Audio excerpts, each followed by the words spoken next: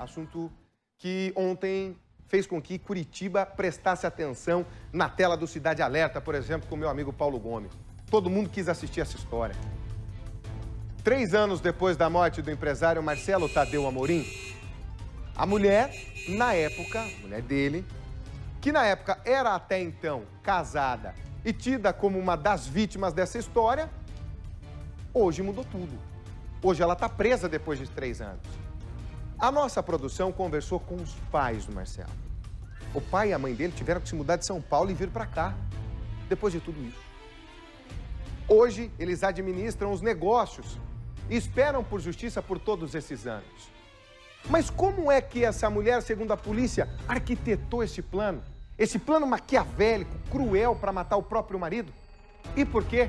A resposta está nessa reportagem especial. Maurício Freire na parada conta pra gente a partir de agora. Prepare-se aí do outro lado. Olhem a mãe, principalmente. Balança. Essa foi a última imagem de Marcelo ainda vivo. Depois de estacionar o carro, o empresário entra na loja. Logo depois, um homem aparece. Ele está de mochila e boné. O rapaz também entra no comércio, mas segundos depois sai correndo. De acordo com a polícia, é Daniel Lima de Santos, o Danielzinho. Ele fugiu porque atirou no homem que havia entrado antes dele. O crime foi em 17 de agosto de 2016. Marcelo Tadeu Amorim, que tinha 42 anos, estava chegando na loja que tinha em Fazenda Rio Grande, na região metropolitana de Curitiba, quando foi morto. Ele foi atingido pelas costas várias vezes. Mesmo depois de caído, o atirador ainda fez mais disparos. Só agora, 3 anos depois, a polícia prendeu Danielzinho. Segundo a investigação, o suspeito faz parte de um crime que foi planejado pela ex-esposa de Marcelo. O empresário, durante 4 anos, foi casado com Mara Luciana Pascoal, hoje com 35 anos. Os dois estavam em processo de separação. O relacionamento havia terminado 5 meses antes de Marcelo ser morto. Os pais do empresário contam que a mulher queria os bens dele. A mãe lembra de ouvir do próprio filho o medo que tinha de que algo pudesse acontecer. Dona Aparecida diz que o filho tinha descoberto o plano da ex de tirar a vida dele. Ele falou para mim: mãe, a Mara vai me matar. Ela já pagou. Eu falei: filho, mas como? Ele falou: não, com todas as letras ele falou: ela vai me matar. E eu falei: mas ela não tem cara para isso, né? Ele falou: não tem cara porque a senhora não conhece. E ele ainda falou: vem ficar comigo aqui porque eu tô com medo. E eu falei: meu Deus, o que eu posso fazer? Não posso fazer nada, só Deus, né? E não imaginei que ela tivesse essa coragem, não. Ela falou para ele: não, Marcelo, a gente não posso poder ficar porque seu pai não está bem. Então, quando melhorar, a gente volta. Só que não deu tempo, né? Quando eu vim, eu estava melhorzinho que eu só veio para buscar para fazer o sepultamento. A investigação da Divisão de Homicídios em Curitiba descobriu que Mara deu dinheiro para que Valmir de Paula, conhecido como Alex do Som, arrumasse um atirador para executar o marido. Foi Valmir quem contratou o Danielzinho, o homem que entra na loja e atira em Marcelo. Os 3 foram presos na operação da polícia nesta quarta-feira. De acordo com a polícia, Mara pagou entre 80 e 100 mil reais para que Valdir contratasse um atirador. Com o valor, ele teria comprado um carro, pago em dinheiro vivo. No depoimento que deu à polícia, ele mentiu sobre a data da compra. Também não soube explicar a origem do dinheiro. Segundo a delegada, seria a prova da participação de Valmir. As datas e os valores que ele tinha nos repassado no primeiro interrogatório, agora confrontados com as informações anexadas aos autos da venda do carro, ele não soube nos explicar de onde vinha esses 59 mil de dinheiro em espécie que ele acabou tendo ali em mãos para pagar a aquisição de um carro um dia antes do homicídio da vítima. Danielzinho foi reconhecido por testemunhas que viram ele disparando contra Marcelo. Mas como Mara conseguiu dinheiro para pagar Valmir e o atirador? O advogado da família de Marcelo conta que durante a separação, o empresário montou uma loja para ex.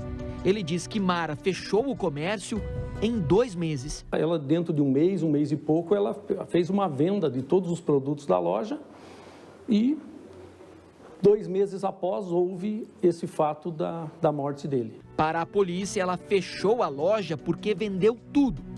Com isso, conseguiu o dinheiro para pagar Valmir sem levantar suspeitas. Nós não verificamos na conta corrente dela essas movimentações financeiras, porém, nos autos, há prova que dizem que pouco antes, um ou dois meses antes dos fatos, ela começou a vender a preço baixíssimo todo o estoque da loja dela e começou a vender também o mobiliário da loja e que ela pedia sempre que esses valores fossem pagos em espécie pelos compradores. E quando questionado o que ela fez, ela depositou esse dinheiro em espécie que ela teria recebido, conforme a prova dos autos, da venda desses materiais. Ela disse que acabou deixando o dinheiro ali com ela e usando para gastar em contas de cartão de crédito, etc. Então, não há um rastro desse dinheiro recebido. No interrogatório aqui na delegacia, os 3 suspeitos presos não responderam a maioria das perguntas feitas pela delegada. Todos negaram envolvimento no crime. De acordo com a delegada, mais pessoas podem ter participado do crime. Temos alguns nomes de possíveis suspeitos que tenha dado fuga, que tenha ajudado então a participação de uma outra pessoa assim. Então, o que a população puder contribuir com informações a respeito desse homicídio como um todo e também, em relação a quem ajudou a dar fuga, a gente pede que ligue no Disque Denúncia, no 0800 643 1121, porque ajuda bastante a gente a formar a prova e conseguir concluir com sucesso esse inquérito policial, identificando também essa pessoa que ajudou na fuga. A motivação do assassinato foi financeira, segundo a polícia. Mara queria os bens do marido e também teria interesse em um seguro de vida de R$1.200.000 que Marcelo tinha. Desconfiado da esposa, o empresário começou a transferir os bens e colocou os pais como beneficiários do seguro. A Mara teria tomado conhecimento de que a vítima estaria trocando o seguro de vida dele de R$500.000 que estava em nome dela para passar para o nome dos pais. Então, segundo as denúncias, ela teria tido conhecimento desse fato, juntado ao fato da disputa pelos bens, que ela teria, então, contratado um conhecido dela, o Valmir de Paulo, chamado Alex do Som, pagado a ele uma grande quantidade em dinheiro para que ele subcontratasse pistoleiros que pudessem cometer o crime. Foi uma decepção para mim, que eu gostava muito dela. Ela acabou com a vida dele. Literalmente, acabou com a vida dele. E com a nossa também, né? Porque a gente é da família, a gente sofre muito com isso. Sofre muito. Nós passamos muitas noites sem dormir, chorando, né, bem? Muito sofrimento, sabe? De acordo com o advogado, nos 3 últimos anos, Mara moveu 12 ações para ter direito ao que foi deixado por Marcelo.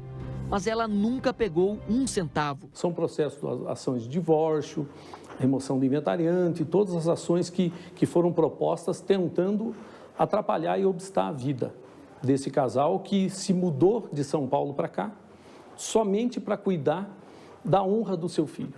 A loja, que era de Marcelo, segue funcionando. Os pais dele, que já eram aposentados e viviam em São Paulo, mudaram para Curitiba para continuar o negócio. Uma forma de honrar a memória e os compromissos que o filho deixou. Honrar mesmo, sabe? Porque ele era uma pessoa direita e gostava de pagar as contas dele, as coisas dele direitinho. E a gente também é assim, né? Eu e ele também é assim. Então, nós viemos aqui a fim de eliminar as contas dele, deixar tudo bonitinho. Os pais comemoraram o trabalho da polícia e a prisão da ex-nora. Eu senti um alívio, pelo menos o trabalho foi feito, né? E foi um trabalho muito bem feito, porque estava difícil, né? E ela escondendo que não era ela. Aí muita gente chegou a acreditar nela. Ela fala, ai, coitada, vocês estão judiando dela, sabe? Mas não é nada disso. É porque eu não estava aguentando olhar na cara dela, né? A gente só espera a justiça, né? Que Deus faça a justiça. Que tá difícil, né? Mas é o que a gente espera, né?